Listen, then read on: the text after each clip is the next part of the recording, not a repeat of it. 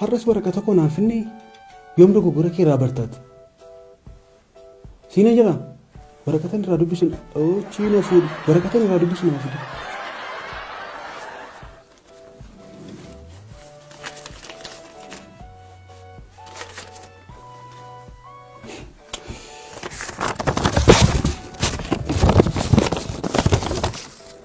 Kan keessa ammaa kanaaf fonqolcha mootummaadhaan itti gaafatamte.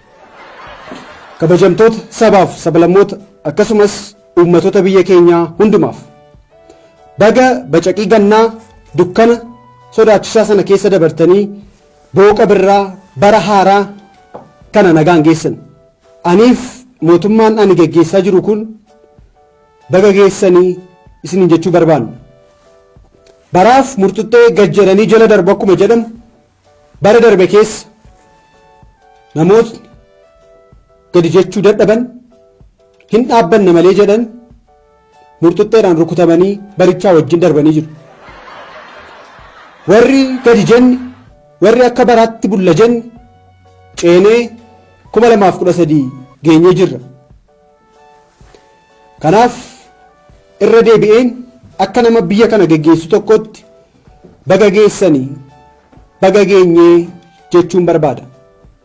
Kana yeroon jedhu warri barana murtuxxisaa bahe bara dhuftus akkasuma murtuxxisaa ba'a jechuu koo miti. Asiisa murtuxxifamuu achiisa murtuxxifamuu inni murtuxxisus murtuxxeedhaan dhaamuun isaa nafu. Dhimma biraadhaan bara 2012 keessa rakkoo gurguddoon biyya keenya mudatanii jiran inni jalqabaa akka addunyaatti balaan mudatee dhukkuba vaayirasii kooroonaa. Miidhaa dhukkuba vaayirasii kooroonaa kana hir'isuudhaaf halkanii guyyaa yoo hojjenne illee sababa dhukkuba kanaatiin lubbuuleen 600 biyya keenya keessatti darbanii jiru.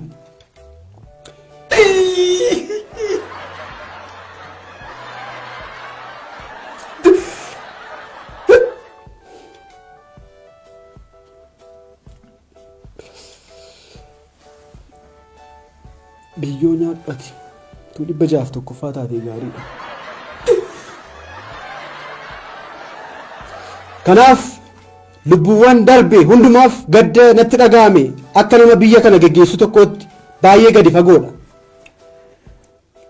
Akkuma beekamu geggeessaa biyyaa yeroo an ta'u namni yeroo lubbuun isaa darbu gaddee geggeessuurraan kan hafe waan an godhu hin jiru. Sana qofaa miti. Dhukkuba kooroonaa kanaan ala nageenyi naannoo keenyatti waan dhibeef lubbuuwwan qaqqaalii hedduu dhabnee jirra.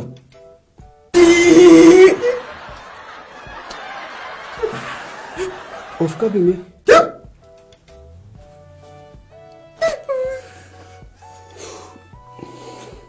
Tusii lafatti naa dabalanii.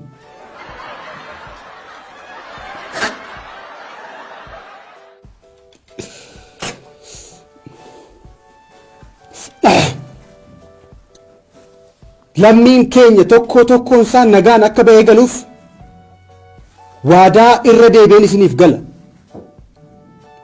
Lubbuuwwan qaqqaalii darbaniif garuu siidaa yaadannoo dhaabuun ala wantan gochuu danda'u hin jiru.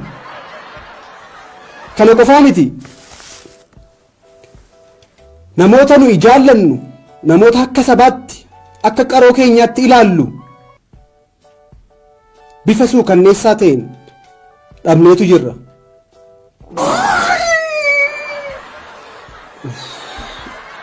Maala nu maraadheen deemuuf jedha maalan godha.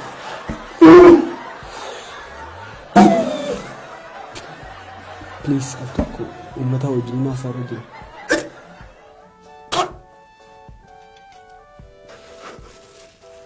Hodhu kana qabu.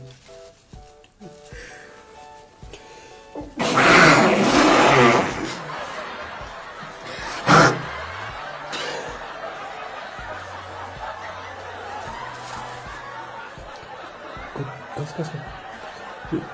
Food.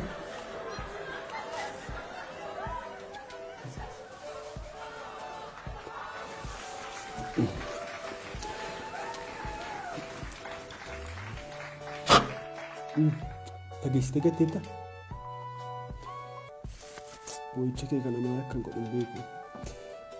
Dabalataan biyya keenyaan alas biyya Libaanoonitti dho'iinsa uumameen lubbuun namoota hedduu darbee jira. Sana qofaa utuu hin taane biyya Ameerikaatti lammiin gurraachi George Floyd bifa suukkanneessaa ta'een ajjeefamee jira.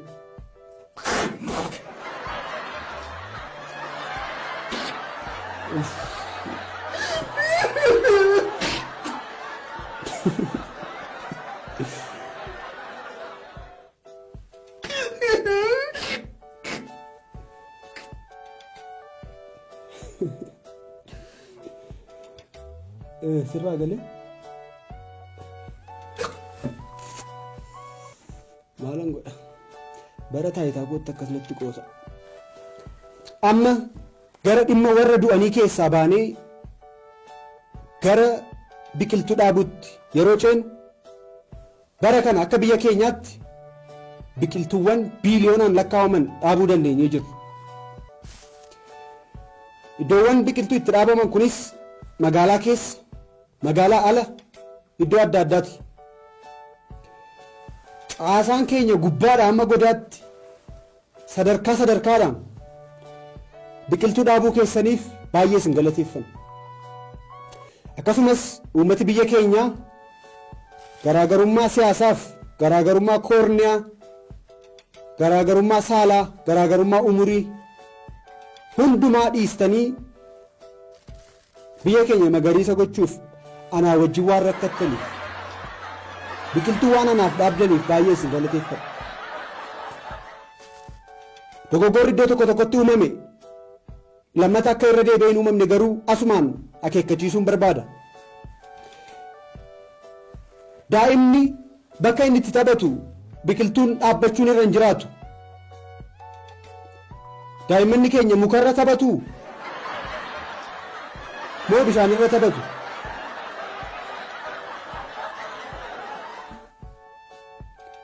Sana qofaa miti xiyyaarri eessaa qubatu? Mukarraa qubatu moo lafarra qubatu? Dargaggeessi keenya eessatti mana ijaarrata? Mukarratti ijaarratu moo lafarratti ijaarratu? Biqiltuu dhaabuun gaarii ta'e utuu jiru iddoowwan barbaachisoo dhala namaaf barbaachisan hambisuun caasaa gara gadii irraan eegama. Nu bira rakkoon hin jiru. Dabalataan informationii nu qaqqabeen namoonni mana barumsaa cufame keessatti horii horsiisaa jirtan jirtu. Koronaa kun darbee ijoolleen mana barumsaatti gaafa deebi'an horsiisa lukkuu barsiisuuf moo hanqaaquu irratti baratu moo maalidha wanti kun? I am sorry.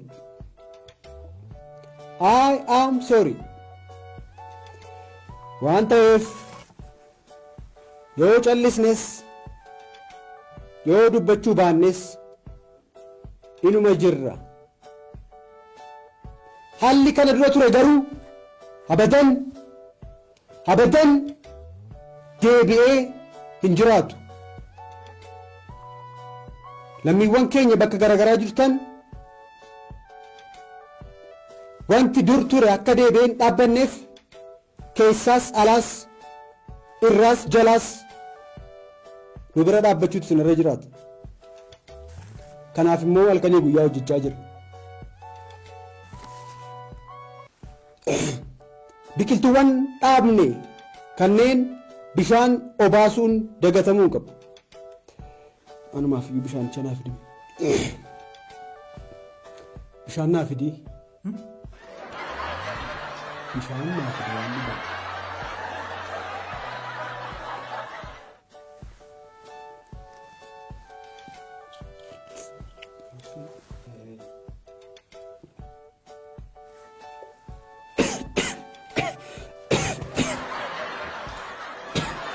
Nagararuuf moo nagaggeessuuf attuma iddootti ana hunda barbaada sila siini ammali sattaan ibsa kennutti si gurgureera kaay kana kaay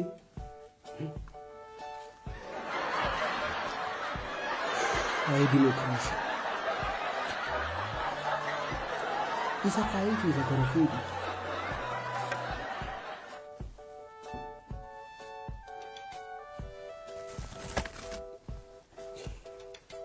Gara dhumaatti bara 2013 keessa dhaamsa guddaan saba keenyaaf uummata keenyaaf dabarsuu barbaadu keessumaa namoota saba keenyaaf uummata keenyaaf ija taatan sammuudhaan yaadaan geggeessitan teenyee hamari'an teenyee hin mari'annu taanaan dhaabbannees mari'achuu dandeenya. Dhaabbannee hin mari'annu taanaan garuu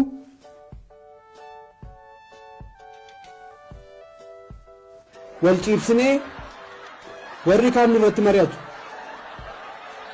Kanaaf iyyuu bara dhufaa jiru kanatti namni badii qabu kamiyyuu anarraa jalqabee tarkaanfiin irratti fudhatamuu danda'utu irra jiraata.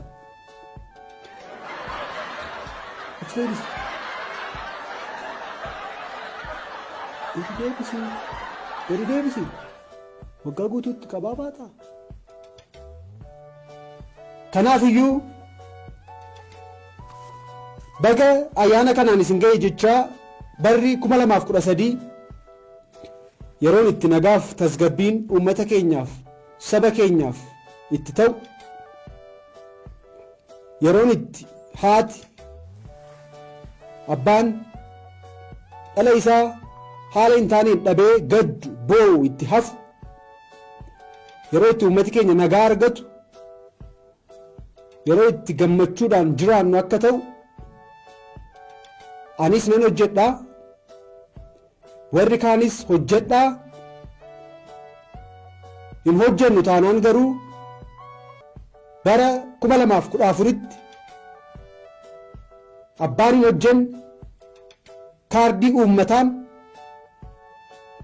akka inni fonqolchamu asumaan waadaa seenuun barbaada.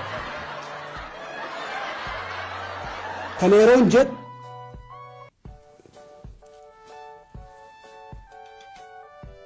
yeroo hundumaayyuu filannoo keessan akkan ta'e hin daganne. Baay'een isin jaalladhaa, baay'een isin kabajaa, saba jaalalaa, saba nagaa, saba hammatu. Saba hammaatus waan ta'eef abadan akka darbetti itti fufuun hin jiraatu. Rabbi saba keenya, uummata keenya, dachee keenya haa eebbisu. Ulfaadhaa.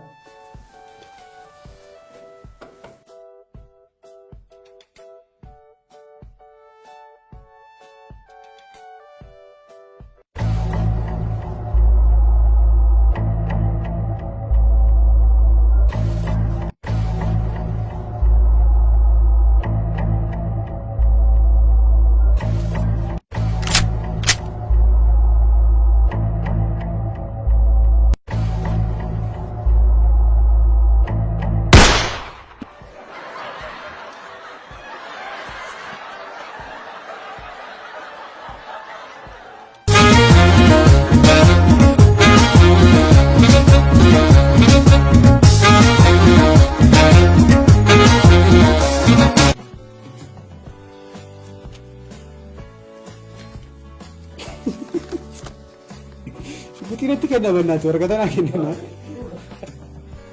Lubbuun namoota 600 olii darbee jira.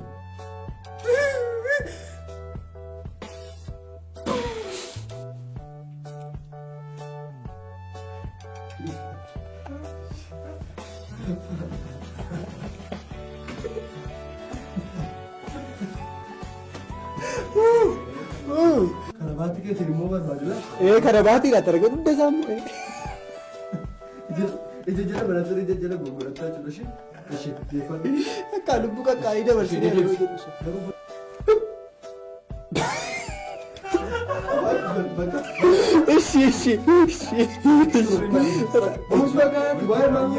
Ishi.